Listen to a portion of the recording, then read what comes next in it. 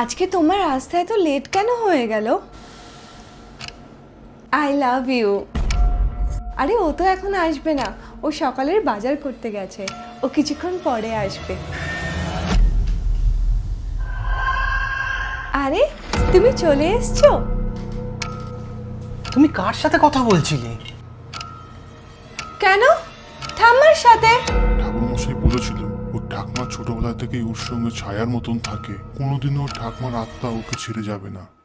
কিন্তু আমি ওকে খুব ভালোবাসি, ওর হাত আমি কোনোদিনও ছাড়বো না। জানো, ঠাম্মা সব সময় আমাদের সাথেই থাকে।